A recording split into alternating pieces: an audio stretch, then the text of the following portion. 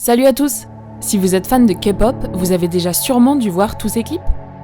Eh bien, si je vous disais qu'ils avaient tous quelque chose en commun, sauriez-vous de quoi il s'agit? Si je vous dis Hong Won-gi ou Kim Jun-ho, ça ne vous dit peut-être rien? Eh bien, sachez que ce sont eux qui ont réalisé tous ces clips. Impressionnant, hein? Alors accrochez-vous bien car aujourd'hui, nous allons nous focus sur leur incroyable parcours et sur comment ils ont révolutionné l'industrie de la Korean pop en partant de rien.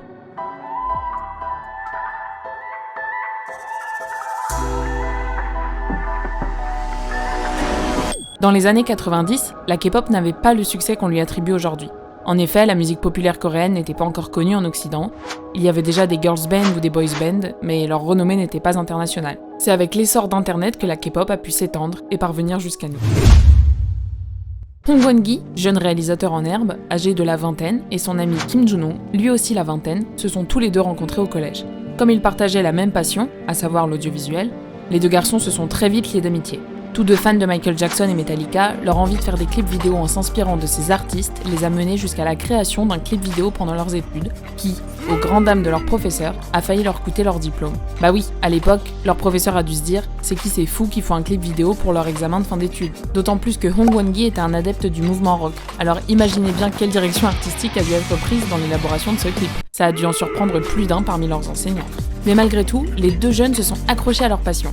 Et en 2002, ils fondent leur petite société de production de vidéoclips indépendants. On assiste à la naissance de Zani Bros. Les débuts ont été difficiles. Ils n'avaient pas encore de réseau et ils ne connaissaient aucun artiste. C'est pourquoi ils proposaient leurs services gratuitement auprès de jeunes groupes de rock underground ou d'artistes indépendants. Quand on y repense, aujourd'hui, ça doit être la classe pour un groupe de rock indépendant d'avoir eu un clip réalisé gratuitement par ces deux gars-là. Après quelques années de détermination et de travail acharné, ils se bâtirent une solide réputation auprès de la scène underground. Mais c'est en 2008, après 6 années d'activité, qu'un événement va basculer à tout jamais l'avenir de leur entreprise.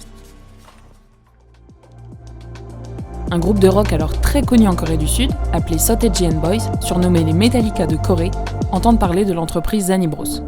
Ils sont intéressés par le travail des deux jeunes réalisateurs, et le groupe va donc proposer une collaboration avec eux. Flairant l'opportunité, les deux amis sautèrent direct sur l'occasion et réaliseront pour le groupe le clip intitulé Moai. Le succès est immédiat. Zani Bros commence à devenir célèbre à travers le pays. À l'époque, on est en 2008, c'est-à-dire la période où la K-pop a explosé à travers le monde grâce à des groupes tels que 2NE1, Big Bang, TVXQ, 4 Minute et bien d'autres. Il y a alors 3 agences de K-pop principales. On les appelle la Big Three, alors composées de SM, JYP et YG. Ce sont les 3 plus grosses agences du pays. Bref, 2 d'entre elles, JYP et SM, s'intéressent aux 2 réalisateurs et vont leur proposer alors de nombreux projets. Zani Bros réalise alors plus de 1000 clips par an. Leur équipe devient alors de plus en plus grosse, plus de 50 salariés avec un matériel de plus en plus sophistiqué, comme par exemple des caméras Alexa dont le coût peut avoisiner plusieurs centaines de milliers d'euros.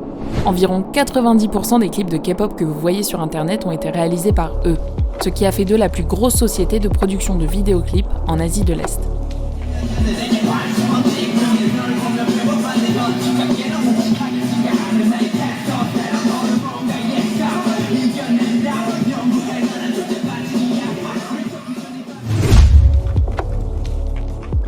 Savez-vous qu'un clip chez Zani Bros coûte environ 10 000 euros, mais peut dépasser les 200 000 euros quand je vous dis qu'ils peuvent tout se permettre maintenant? D'ailleurs, à l'époque, en tant qu'artiste, avoir un clip tourné par Zani Bros, c'était être validé par le milieu.